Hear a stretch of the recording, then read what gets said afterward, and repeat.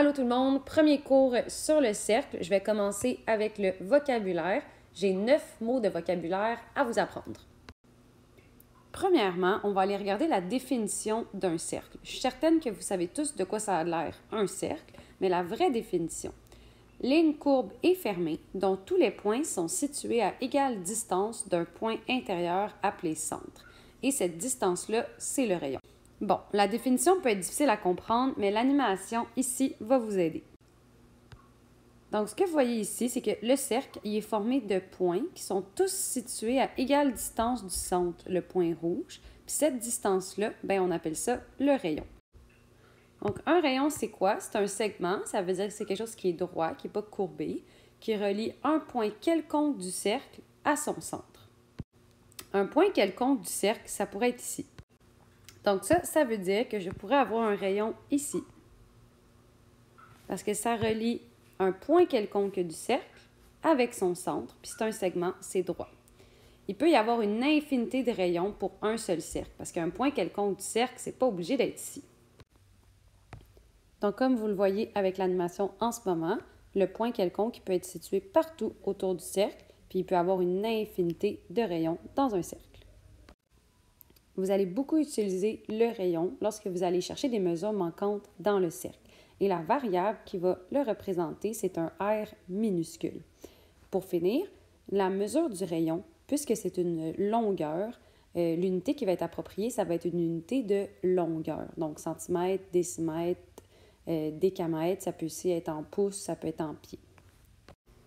Le diamètre d'un cercle, c'est un segment qui relie deux points quelconques du cercle tout en passant par le centre. Donc, je vais aller placer un premier point quelconque sur mon cercle et je vais aller en placer un deuxième. Et le diamètre, ça va être le segment qui va relier ces deux points quelconques-là et qui passe par le centre.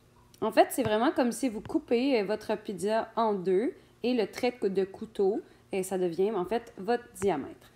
Ça dit ici qu'il y a deux rayons dans un diamètre. Effectivement, je vais avoir un premier rayon ici que je suis en train de surligner en jaune. Puis je vais avoir un deuxième rayon là que je suis en train de mettre en bleu. Donc, il peut y avoir une infinité de diamètres pour un seul cercle. Je vais vous montrer deux autres exemples. Donc, le segment bleu ici, ça pourrait être un diamètre. La variable qu'on va utiliser pour représenter le diamètre, c'est un D minuscule. Et tout comme le rayon, puisque le diamètre est une longueur, l'unité de mesure qui va être appropriée, ça va être toutes les unités de longueur. Donc centimètres, décimètres, kilomètres, pouces, pieds, etc. La corde, elle est un petit peu moins sévère que le diamètre parce que c'est un segment qui relie deux points quelconques du cercle, mais sans nécessairement passer par le centre.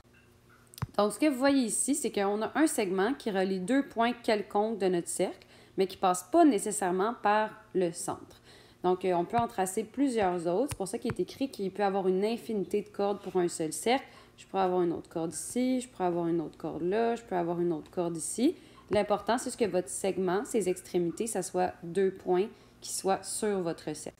Là, j'imagine qu'il y a des gens qui regardent ici et qui se disent « Ouais, mais madame, ça, c'est pas une corde, c'est le diamètre. » Vous avez raison que c'est le diamètre, mais le diamètre, il respecte la définition de la corde. Parce que le diamètre, c'est un segment qui relie deux points quelconques du cercle, celui-là et celui-là. Puis ça dit que la corde, c'est pas nécessaire qu'elle passe par le centre, mais elle a le droit de passer par le centre si elle veut. Ça veut dire que le diamètre, c'est une corde, et c'est pas n'importe quelle corde, c'est même la plus longue de ton cercle. Quand ça passe au centre, c'est là que c'est le plus long. Maintenant, on va faire la différence entre la circonférence et le disque. Donc, la circonférence d'un cercle, c'est le périmètre de celui-ci. Donc, c'est la longueur de la ligne courbe qui forme le cercle. Ça, dans le fond, puisque c'est une longueur, l'unité de mesure qui va être appropriée, c'est une unité de longueur. Donc, ça peut être en kilomètres, ça peut être en mètres, etc. Ça peut être en pieds, ça peut être en pouces. Tandis que le disque, ce n'est pas parfait, mon surlignage, mais c'est la région intérieure de notre cercle.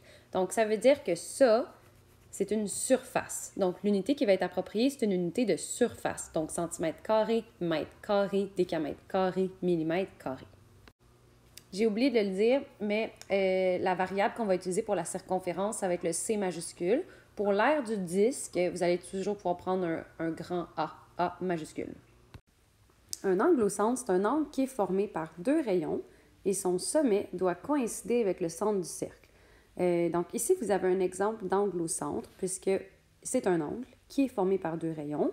Il y a le rayon OA, puis il y a le rayon OB. Puis son sommet, il coïncide avec le centre du cercle, donc ça veut dire qu'il est sur le centre du cercle. Son sommet, c'est le point O, il est au centre du cercle, c'est bon.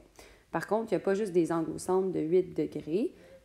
L'angle peut être pas mal plus grand. Donc, comme vous voyez ici, votre angle, ça peut être un angle aigu, votre angle au centre. Votre angle au centre peut aussi être un angle obtus, donc un angle de 120 degrés. Ton angle au centre, je l'ai manqué d'un petit peu, mais ça pourrait être un angle plat de 180 degrés. Ça peut être un angle rentrant et ça peut aller jusqu'à un angle plein de 360 degrés. Mais c'est important de comprendre que lorsqu'on trace l'angle au centre AOB, ça ne trace pas seulement l'angle rose. Donc, comme vous voyez ici, l'angle AOB, il pourrait tracer l'angle rose, mais aussi il peut tracer l'angle vert. Donc, pour savoir lequel nous intéresse, souvent on va mettre le petit cercle.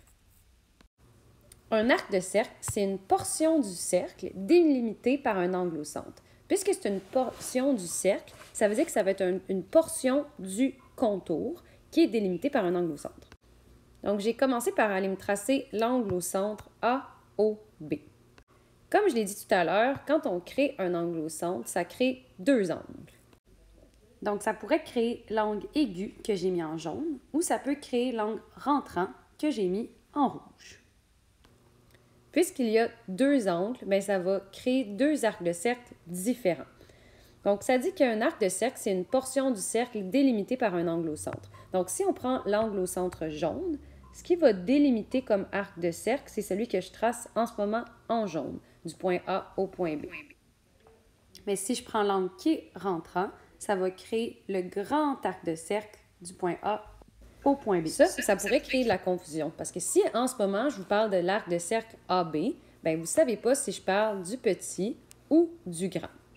Pour cette raison-là, les arcs de cercle vont souvent avoir trois lettres. Par exemple, si maintenant je vous parle de l'arc de cercle ACB, bien on sait que c'est l'arc de cercle qui part de A, qui se rend à B, mais en passant par C. Donc l'arc de cercle ACB, ça serait celui-là.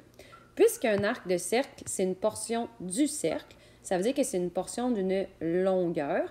Bien, l'unité qui va être appropriée, c'est une unité de longueur.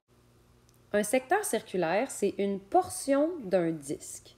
Ça, en fait, ça veut dire que c'est une surface, parce que c'est la portion d'une surface. Et cette surface-là, bien, elle est délimitée par un angle au centre et un arc de cercle. Donc, il y a certaines personnes qui vont penser que, ça, c'est un secteur parce que c'est une portion du disque. Non. Un secteur, il faut absolument que ça soit délimité par un angle au centre et un arc de cercle. Donc, premièrement, je vais aller me tracer un angle au centre.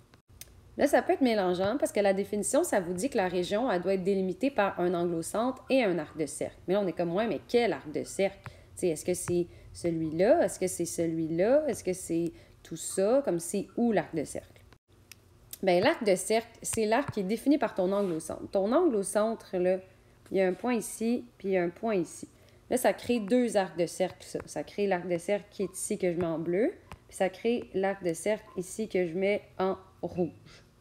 L'arc de cercle qui va nous intéresser, c'est l'arc de cercle qui est défini par l'angle au centre. Moi, j'ai choisi l'angle aigu, donc l'arc, ça va être le bleu. Donc, notre secteur circulaire, bien, il va être délimité par notre angle au centre et notre arc de cercle. Donc, ça va être la région qui est ici. Puisqu'un secteur circulaire, c'est une surface, bien, l'unité qui va être appropriée, c'est une unité de surface. Centimètres carrés, kilomètres carrés, décamètres carrés, pouces carrés, pieds carrés, etc. Pour finir, c'est important de comprendre que la notion d'angle au centre, d'arc de cercle puis d'aire du secteur, en fait, toutes ces choses-là sont interreliées. Parce que je vous invite à remarquer que plus l'angle au centre est petit, plus l'arc de cercle qui est défini par l'angle au centre, ça va être une toute petite portion de la circonférence au complet. Puis l'aire du secteur qui va être définie par l'angle au centre, ça va être une toute petite portion de l'aire du disque au complet. Mais vous voyez, quand l'angle au centre augmente, bien, ce qui se passe, c'est que l'arc de cercle qui est défini par l'angle au centre, ça va être une plus grande portion de la circonférence. Puis notre secteur aussi, c'est une plus grande portion de l'aire de notre disque. Et ainsi de suite, plus l'angle augmente, plus la portion est grande. Jusqu'à ce qu'on atteigne un angle au centre de 360 degrés. À ce moment-là, notre arc de cercle, il va correspondre à la circonférence de notre cercle au complet. Puis notre secteur circulaire, bien, ça va être l'aire de notre disque au complet.